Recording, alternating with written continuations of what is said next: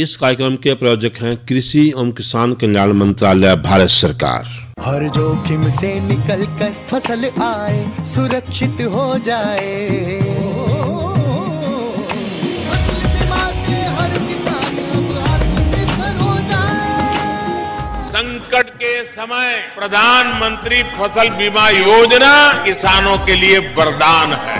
अब सूखा पड़े या बाढ़ आ जाए कोई डर नहीं, अब ओले पड़े या कीट पतंगे फसल खा जाए कोई फिक्र नहीं, क्योंकि हमने लिया है प्रधानमंत्री फसल बीमा। बुआई से फसल कटाई तक हर जोखिम का दावा, न्यूनतम प्रीमियम पर अधिकतम भुगतान का वादा। योजना से हर साल जुड़ रहे हैं 5 करोड़ से ज्यादा किसान। अब आपकी है बारी। नजदीकी कृषि कार्यालय, सहकारी समिति, बैंक शाखा, अधिकृत बीमा कंपनी या जन सेवा केंद्र में स्वेच्छा से करा सकते हैं पंजीकरण। फसल बीमा पोर्टल या फसल बीमा ऐप द्वारा भी कराया जा सकता है पंजीकरण। प्रधानमंत्री फसल बीमा योजना, आपकी फसलों का संपूर्ण सुरक्षा कवच। कृषि एवं किसान कल्याण मंत्रालय, भारत सरकार। किसान वाणी कार्यक्रम के सभी सुनवाने गिरदारे की राम राम। साथियों, कार्यक्रम किसान वाणी दिन मंगलवार और इस दिन हम लाए आपके बीच में कार्यक्रम फोन इन। और फोन इन में एक ऐसा विषय जो जरूरी है मौसम, समय, परिस्थिति के हिसाब से, ताकि वैज्ञानिक तरीके जो खेती करने में आपका उससे लाभ हो सके। और आपकी उस विषय से संबंधित कोई भी समस्या है, कोई प्रश्न है, वो आप सीधे ही हमारे स्टूडियो में जो हमारे विशेषज्ञ हैं उससे कर सकते हैं, ताकि आपकी समस्या का समाधान हम जो है विशेषज्ञ के द्वारा करा सकें। तो आज की इस कड़ी में जो बातचीत का विषय रहेगा वो रहेगा खरीफ फसलों में उर्वरक का सुरक्षित उपयोग। और बातचीत में हिस्सा लेंगे डॉक्टर जयंत भाटिया, उनसे बातचीत करेंगे वीरेंद्र भाई। जो हमारा संपर्क सूत्र रहेगा वो रहेगा 221-322। जो साथी कुरुक्षेत्र से बाहर के हैं, ये मोबाइल पे फोन करेंगे, उनके लिए एसटीडी कोड जरूरी होगा। और एसटीडी कोड है 01744, यानी 01744 221-322। और साथियों से एक प्रार्थना बहुत विनम्र भाव से है कि विषय से संबंधित ही फोन करें, अन्य कोई फोन ना करें, क्योंकि आप अन्य फोन कर देते हैं तो जो विषय है उससे संबंधित जो हमारे साथी हैं जिनकी समस्याएं रह जाती हैं। और दूसरा बात, केवल नाम के लिए फोन ना करें, जिसकी समस्याएं हो समस्या जरूर लेके आए। फोन के माध्यम से हमारा प्रयास रहेगा कि आपकी समस्या का समाधान हम कर सकें। चलेंगे स्टूडियो में और करते हैं बातचीत शुरू और लेते हैं फिर आपके प्रश्न। किसान वाणी कार्यक्रम सुनने वाले सारे बहन भाइयों ने वीरेंद्र भाई की राम राम। किसान भाइयों, जैसा आप जाने हैं आज है दिन मंगलवार और इस दिन हमारा कार्यक्रम रहा है फोन इन, यानी फोन के माध्यम से आप स्टूडियो में उपस्थित हमारे विशेषज्ञ से संपर्क करके अपनी समस्याएं और सुझाव साझा कर सके हैं। तो इसके लिए फ़ोन नंबर नोट कर लें कि जो हमारा फ़ोन नंबर रहेगा वो फ़ोन नंबर नोट कर लें।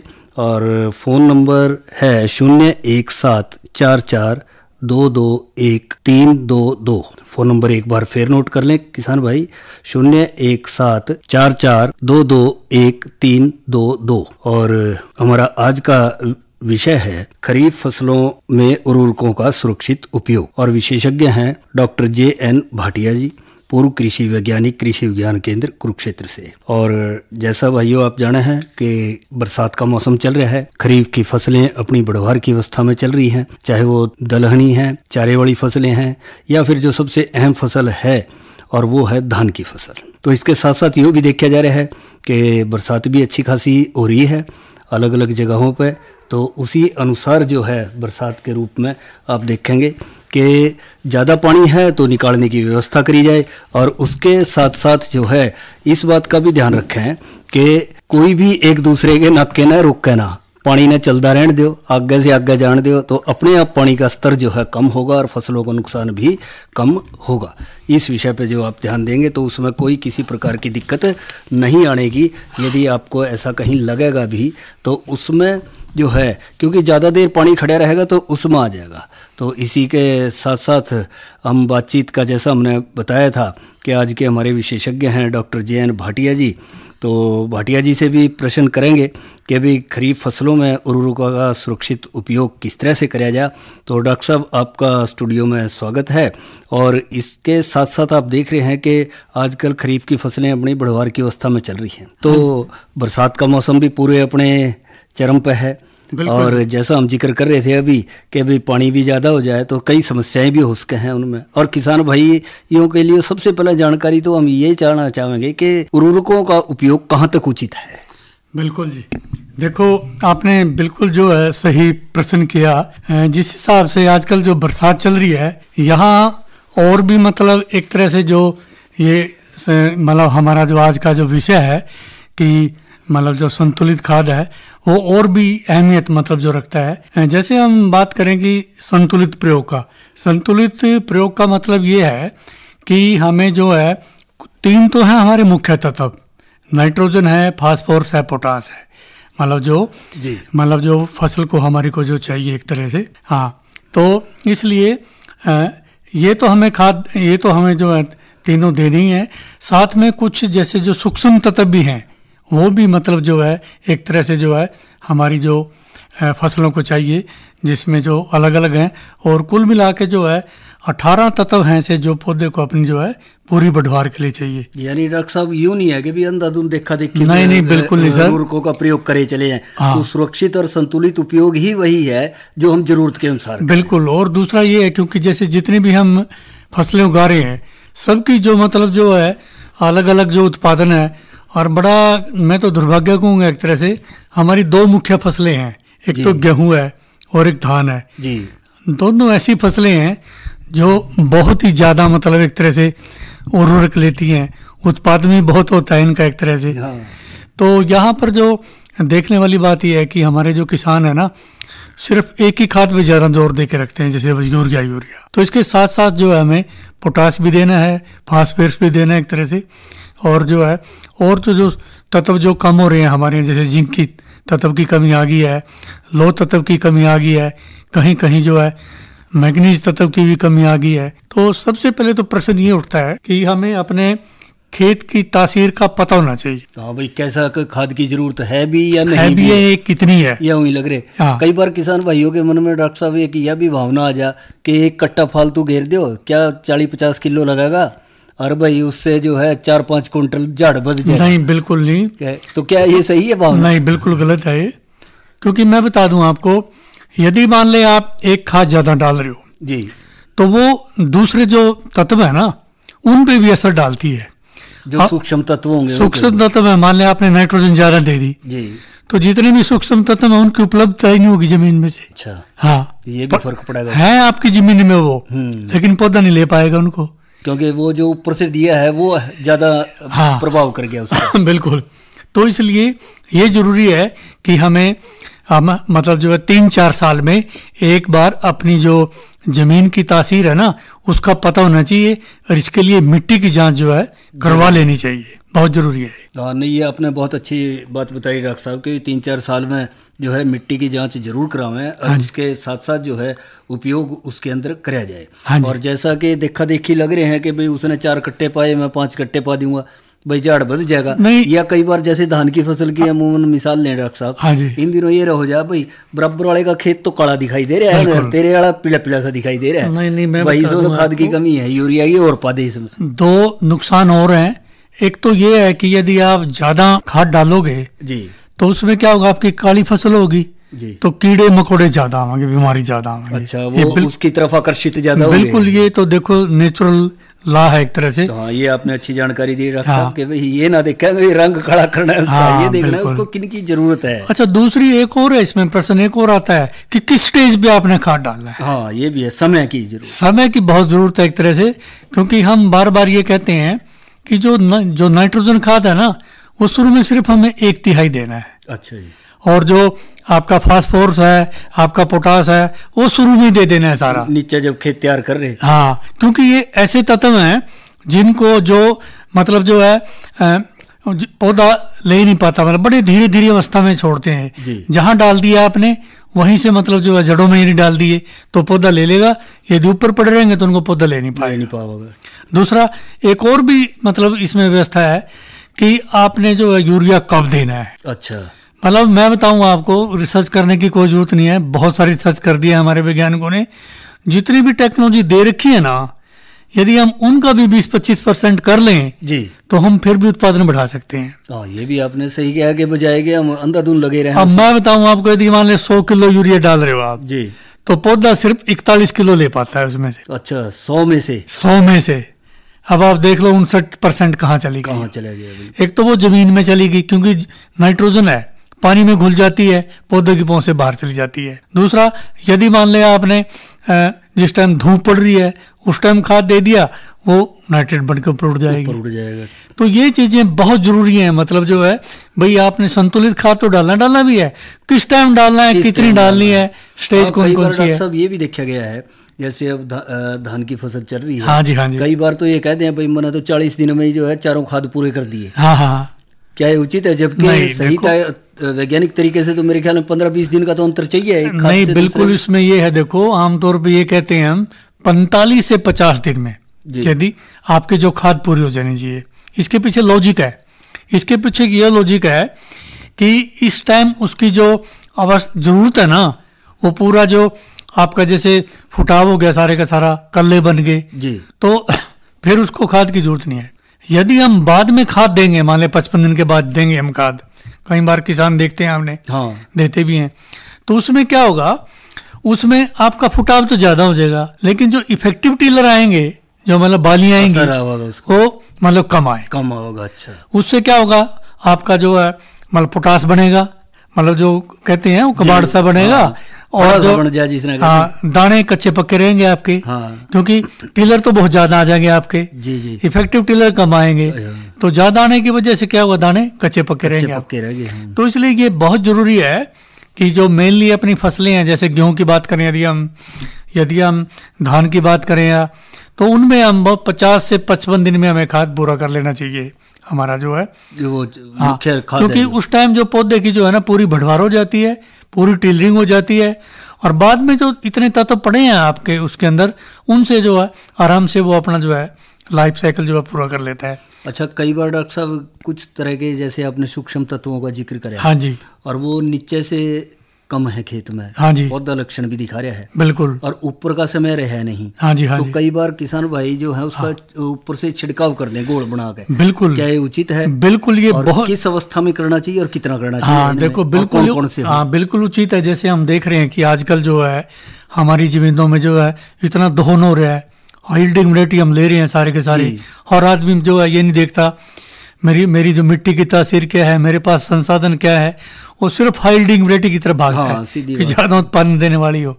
तो जमीनें चूस के भगा दी हमने। देखो हमारा 1966 में ये हरियाणा बना था, है जी, और आज हम सिर्फ जो है 2025 में है, और हमारी जमीनों की यदि हम जैविक कार्बन की बात देखें, वो 0.34 पे आ चुकी है। प्राकृतिक उर्वरक जो, हाँ बिल्कुल है ही नहीं रे। आप जैसे वो भी टाइम था सर, जिस टाइम हम जो है मतलब कोई खाद डालते नहीं थे, गिना चुना डाल ले, सारा प्राकृतिक था, मतलब सारे का सारा। लेकिन आज हम खाद ना डालें तो कुछ भी नहीं है, सारे का सारा। तो इसलिए मतलब जो है हमें जो है इस चीज पे बहुत जरूरत है ध्यान देने की। हमारे किसानों को भी सोचना पड़ेगा। बहुत सारे तो ऐसे किसान हैं जो कट्टे 7-8 कट्टे डाल दिए, पड़ोसी की तरह रीछ लेके डालते हैं। मैं कहूँ बहुत कम किसान है, आपको यदि आप देखोगे आप, जो अपने खेत की तासीर के हिसाब से खाद डालते हैं, या तो आड़ती के हिसाब से डालते हैं, या पड़ोसी के हिसाब से डालते हैं, या जो उन्होंने फिट कर रखे अपने दिमाग में, मैंने 8 कट्टे डाले हैं नौकर, वो डालते हैं। लेकिन ये नहीं डालते। अब जैसे एक छोटा सा देश है, यदि मैं बात करूं इजराइल की, उसके पास ना जमीन है ना उसके पास पानी है जी, और उसने 2 टेक्नोलॉजी ऐसी दी है पूरे वर्ल्ड को, जिनको मतलब जो है पूरे शुक्रगुजार करना चाहिए उसका, कृषि के क्षेत्र में। एक जो दी है मतलब जो टपका सिंचाई, और एक जो दी है मतलब जो प्रोटेक्टेड कल्टीवेशन जो है। अच्छा, मतलब जो आजकल ये बहुत सारे तंबू से लगे पड़े हैं खेतों में, क्योंकि वहां पर उत्पादन बहुत ज्यादा हो रहा है। ये जो ग्रीन हाउस वगैरह, ग्रीन हाउस जो भी है, जो टेक्नोलॉजी है सारी प्रोटेक्टेड कल्टीवेशन की है, पॉली हाउस टेक्नोलॉजी है, ये सारी मतलब जो है इजराइल ने दी है। मतलब कम जमीन से हाँ ज्यादा उत्पादन लेना, अपना सीमित संसाधन में लेना, और उसके अंदर जो जहर मुक्त भी मतलब जो है बहुत कम मोड़ डालना। क्योंकि यदि आप कंट्रोल्ड कंडीशन में करोगे तो ऑटोमेटिकली आपका बीमारी भी कम आएंगी, कीड़े भी कम आएंगे, एक तरह से आपका पानी भी कम होगा यूज, उसका स्वाद भी बहुत बढ़िया बनेगा। तो ये बहुत है, मतलब ये हमें शुक्रगुजार करना चाहिए। एक छोटा सा देश मतलब जो है हमारे हरियाणा से भी छोटा है एक तरह से, जिसकी 1.5 करोड़ आबादी है, जो अत्याधुनिक वैज्ञानिक विधि से जो खेती बिल्कुल कर रहे देखो हैं, मतलब जो समय का सदुपयोग कर रहे हैं, बिल्कुल आपके कम खर्चे में, कम धन में, और ज्यादा उत्पादन ले, बिल्कुल। तो ये मतलब जो है वहां से हमें सीखना चाहिए एक तरह से। भाई हमारे पास यदि सीमित संसाधन भी हैं, पानी भी कम है, खाद भी कम है, तो हमने इसको कैसे जो है सदुपयोग करना है।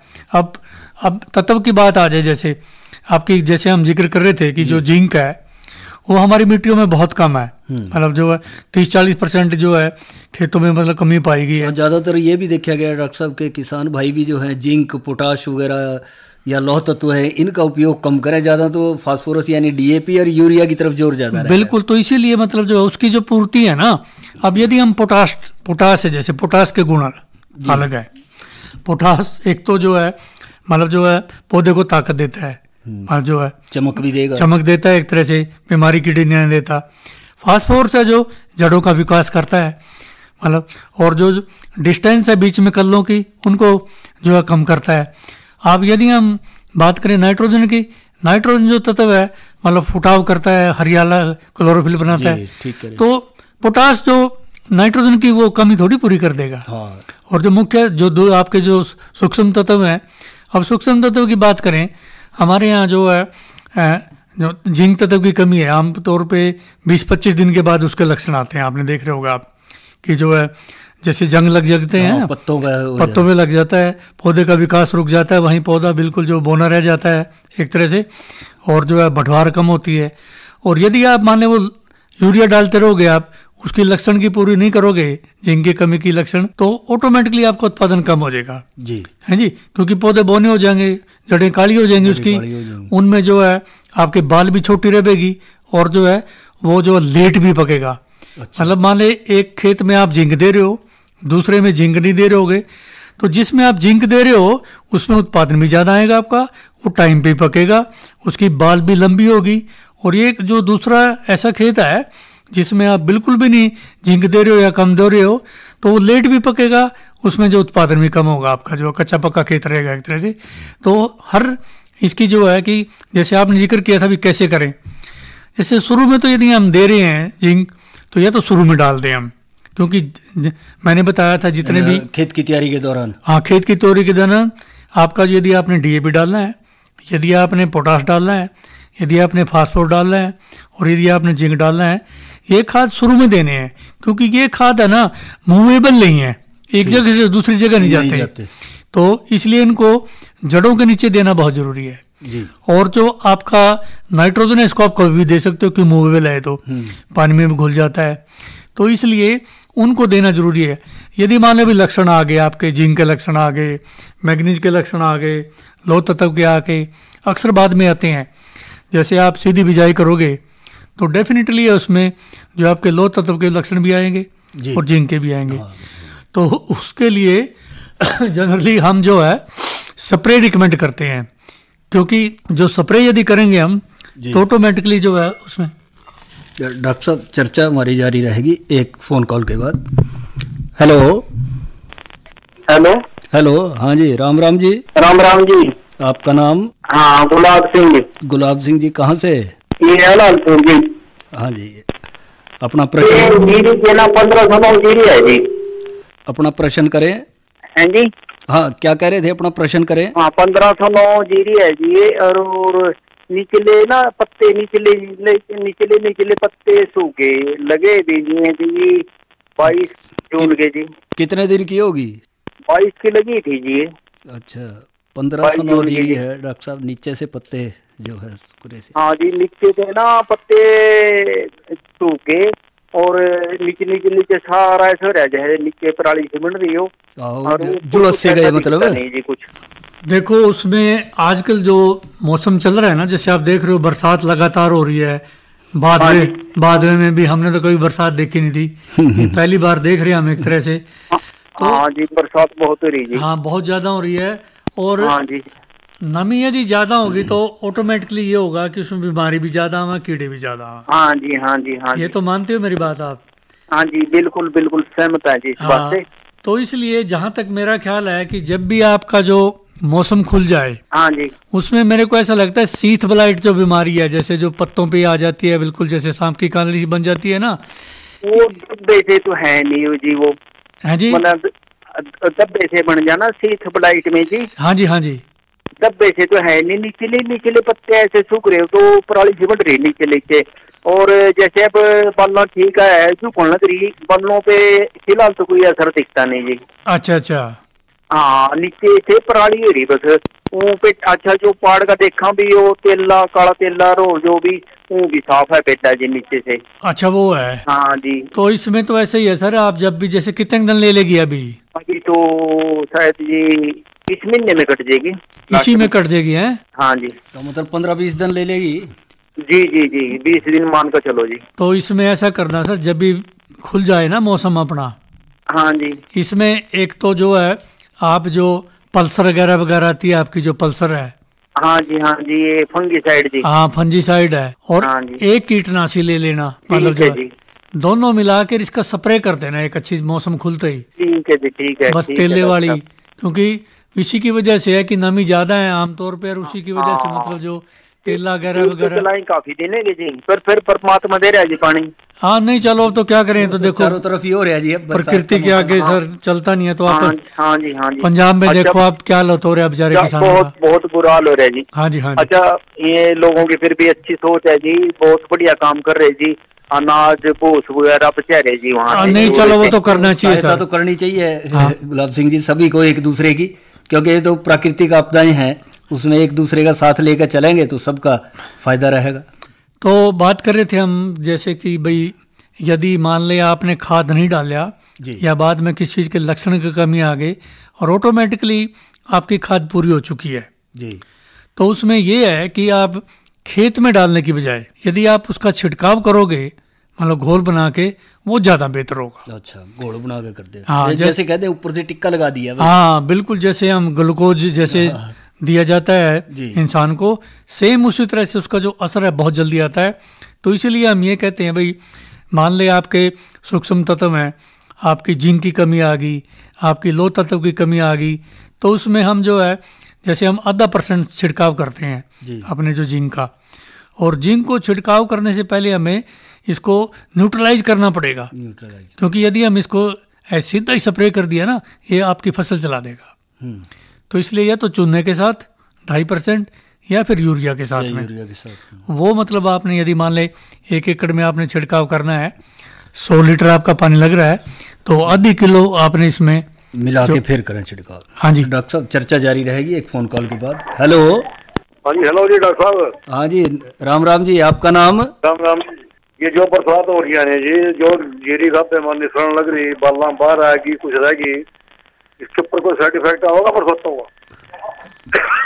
जो निसरण लग रही है डॉक्टर साहब, अब जी रही है, हाँ। उसके लिए कोई हेलो जी। हाँ जी। चारे हैं, कोई ऊपर छिड़काव हाँ जी। वगैरह? हेलो। हाँ जी हाँ। देखो सर ऐसा है, बरसात हो रही है ना। हाँ सुनो, डॉक्टर साहब बता रहे हैं आपके प्रश्न का जवाब। देखो कुछ बरसात फिलहाल ये तो इसमें काला काला धूल डाला, इस वक्त कुछ साइड इफेक्ट आएगा बरसात का? बिल्कुल आएगा सर, डेफिनेटली आएगा, आएगा क्योंकि जी। हाँ इसमें तो ऐसा करिए चौधरी साहब, आप जब भी मौसम खुल जाए ना, हाँ जी। तो एक प्रोपिकोनाजोल आती है दवा, टिल्ट जिसको बोलते हैं, हाँ जी। उसका छिड़काव कर देना आप 200-250 जो है ml एकड़ के साथ। एक स्प्रे तो कर दिया था जी 5 दिन पहले, एक और करना था, तीसरा फिर पकड़े टाइम करना था जी। हाँ बिल्कुल, जैसे अभी जो मौसम खुल जाए ना, हाँ। तो वो फिर आपका जो काला दाना है ना उसको रोक देगी, क्योंकि अब जैसे नमी बहुत ज्यादा हो रही है वातावरण में, तो बहुत सारी जो फफूंद है आमतौर पे इधर उधर घूम रही है, तो इसलिए अभी तो फायदा नहीं। हमारा एक धारणा सी बनी हुई है पहले। हाँ जी। भाई ये बूर के टाइम बूर जड़ गया, वही बताओ काम गलत हो जाएगा, छुट्टी हो जाएगी, गलना पानी नहीं होगी, ये गलत हुआ है। नहीं देखो, जिस टाइम बूर हो, जैसे जिन जीरियों में आजकल जो बूर आ रहा है, ऊपर से बरसात हो रही है, तो आप मान के चलो उनका उत्पादन आधा हो जाएगा। अच्छा जी, नुकसान तो है। बिल्कुल नुकसान है जो सर, क्योंकि जब मान ले पोलिनेशन ही होगा नहीं, परागण क्रिया ही नहीं परागण होगी। क्रिया पूरी नहीं होगी, तो आप कैसे मान लोगे एक तरह को? तो ये तो मतलब जो प्राकृतिक नियम है एक तरह से। तो खाद पानी सब कुछ पूरा कर दिया जी, कपड़े भी शुरू कर दिए थे, एक कर दिया था, एक और अगला करना था। कोई नहीं, जरा मौसम खुलने का इंतजार करो थोड़ा। और ज्यादा 90% का ये सीजन है। दाने बढ़ लिए या नहीं बने? और इसी में बरसात शुरू होगी। दाने बढ़ लिए या नहीं बने? दाने नहीं बने, ये भी हाल कुछ खुला निकल की कुछ रह रही है 50%। अच्छा, बढ़े नहीं अभी। हाँ जी, देखो प्रक्रिया। हाँ नहीं, नुकसान तो होगा काफी, लेकिन जब भी दाने बन जाए ना, तो उनको बचाने के लिए आप ये स्प्रे बिल्कुल ही बहुत ही बेस्ट है, क्योंकि वो जो है आपका जो काला दाना नहीं होने देगा, वही जो टिल्ट के नाम से आती है, साइन के नाम से आती है, वो दवा कारगर है। और यदि बरसात होने के चांसेस हो भाई 2-3 घंटे 4 घंटे नहीं, जब खुलने के बाद हो ना तो उसमें चिपकने वाला पदार्थ जरूर मिला लियो। कोई भी है जो आता है, स्टिकर कहते हैं जिसने, जिसको स्टिकर कह देते हैं, और फिर छिड़काव कर देना सर, फिर आप अच्छे रह सकते हैं आपके। तो हम जैसे बात कर रहे थे एक तरह से कि भाई हमें जो है छिड़काव करना जो है, स्प्रेस जो है कर देना चाहिए, चाहे आपके जो कोई सी भी तत्व हो, वो ज़्यादा कारगर है एक तरह से जो है। तो बिल्कुल इन दिनों डॉक्टर साहब जैसे धान की तो मुख्य फसल है ही है, कई किसान भाइयों के पास गन्ना भी है, कईयों के पास दलहनी फसलें भी लगा रखी होंगी। हाँ जी, कई जगह ज्वार बाजरा वगैरह ऐसी फसलें भी है। तो इनमें भी कुछ उर्वरकों का अलग से ही कोई ध्यान देना पड़ेगा, या इसी प्रकार जैसे ध्यान रख रहे हैं उसी का ध्यान रखते हुए? नहीं, देखो सबसे पहले तो ये है कि इसमें जो पानी की निकासी हमें कर देनी है। हाँ, कुछ फसलों में पानी की जरूरत नहीं है, जैसे आपका मक्का यदि खड़ा है या जो दाल वाली फसलें खड़ी हैं वो तो खत्म हो जाएगी, सब्जियां खड़ी हैं एक तरह से। गन्ना खड़ा है आपका, गन्ना काफी दिन तक जैसे पानी खड़ा रह सकता है उसमें, लेकिन ज्यादा दिन तक खड़ेगा तो ऑटोमेटिकली फिर जो है प्रभाव पड़ेगा। हाँ, तो सबसे पहले तो देखो जितना भी हो सके हमें जो खाली खेत हैं या जहाँ कहीं भी हो सका पानी की निकासी करनी है हमने एक तरह से जो है, वो बहुत ज़रूरी है जी। और उसके बाद जैसे नेचुरली है कि वातावरण बहुत जो कंजीली चल रहा है आजकल जो बीमारी कीड़ों के लिए, तो एक जो छिड़काव है कीटनाशी का, फफूंदनाशी का सभी फसलों में जो है छिड़काव करने की ज़रूरत है। मतलब जब भी मौसम साफ़ हो जाए एक तरह से, क्योंकि मौसम यदि हम वैसे ही बरसात हो रही है साथ में कर रहे हैं तो उसका कोई फ़ायदा नहीं, क्योंकि सारी दवाई जितनी भी है वो सारी की सारी जो है बरसात में नीचे आ जाएगी, उसका कोई फ़ायदा नहीं होगा एक तरह से। तो हमें वो करना पड़ेगा बिल्कुल जो है। और मतलब और ये तो हमें ध्यान देना चाहिए कि जो सब्जियां हैं हमारी और जो दालें हैं वो तो हमें ऐसे खेतों में लगानी चाहिए थोड़े ऊंचे क्योंकि देखो मौसम हमारे यहाँ जुलाई से लेकर सितंबर तक तो है ही है, बरसात का मौसम है, इसमें कोई दो राय नहीं, चमस्से का मौसम। हाँ, तो इसलिए उनका तो विशेष तौर पे ध्यान रखना चाहिए। आपकी जो गन्ना है, आपकी जो धान है, चलो थोड़ा बहुत मतलब जो कर लेता है। तो मेन बात यही है कि हमें जो फसलों में खाद डालना है वो हमें जो है संतुलित खाद डालना है, उसमें हमें नाइट्रोजन भी डालना, फास्फोरस डालना, पोटास भी डालना, और यदि हमारे जो सूक्ष्म तत्वों की कमी आ रही है वो भी हमें जो है समय समय पर डालने हैं। और मिट्टी की जांच है जो हमें 3-4 साल में एक बार जो है करनी है, क्योंकि यदि हम इस हिसाब से खाद डालेंगे हमारी पैदावार भी बढ़ेगी, हमारी जीवनी बचेगी और जो हमारा पैसा बचेगा। तो डॉक्टर साहब जो जानकारी आपने दी खरीफ फसलों में उर्वरकों के सुरक्षित उपयोग पर, जाहिर है किसान भाई उसका ज़्यादा से ज़्यादा फायदा उठाएंगे और सोच समझ के खेत की ज़रूरत के अनुसार, तासीर के अनुसार ही इस्तेमाल करें, अंधाधुंधी खादों का इस्तेमाल ना करें, क्योंकि बाद में यदि खाद डालेंगे तो उसमें कीड़े भी ज़्यादा आवेंगे और जो आपकी फसल भी जो एक सार नहीं पकेगी। जी, तो इस सब जानकारी के लिए डॉक्टर साहब आपका बहुत बहुत धन्यवाद। इस कार्यक्रम के प्रायोजक थे कृषि एवं किसान कल्याण मंत्रालय, भारत सरकार। पक्षियों से तो हम खेत को बचा लेते हैं, पर इन घातक रसायनों से कैसे बचाएं? मतलब? देख बेटा, तू जो ये अंधाधुंध रसायन मिलाता है ना, मिट्टी की सेहत बिगड़ने लगी है और जब माटी ही कमजोर पड़ जाएगी तो उपज कैसे सेहतमंद होगी? अरे पहले ऐसा नहीं था, पूछना अपने बड़े बुजुर्गों से, कैसे फसल लहलहाती थी, शुद्धता झलकती थी। हाँ, माटी भी तंदुरुस्त और लोग भी। अरे पहली वाली बात कहाँ? पर अब तो सब यही डाले हैं। सब नहीं, आज भी लाखों जागरूक किसान परंपरागत विधि से फसल उगा रहे हैं, खर्चा कम और उपज की कीमत भी बेहतर पा रहे हैं। सच है? रे बेटे एक्सपीरियंस से बता रहे हैं, धूप में बाल सफेद नहीं किए हैं। हाँ। ठीक है भाई, मैं भी आज से जैविक खेती शुरू करूंगा। माटी से प्रेम की परंपरा है, परंपरागत खेती। और ये था हमारा आज का किसान वाणी कार्यक्रम। और आज पुणे में हमारा विषय था कि खरीफ फसलों में उर्वरकों का सुरक्षित उपयोग कैसे करें। बातचीत में हिस्सा रहे थे डॉक्टर JN भाटिया। इसके गला आज का किसान वाणी कार्यक्रम समाप्त हुआ। कार्यक्रम के सभी सुनाने गिरदारी और वीरेंद्र भाई की राम राम।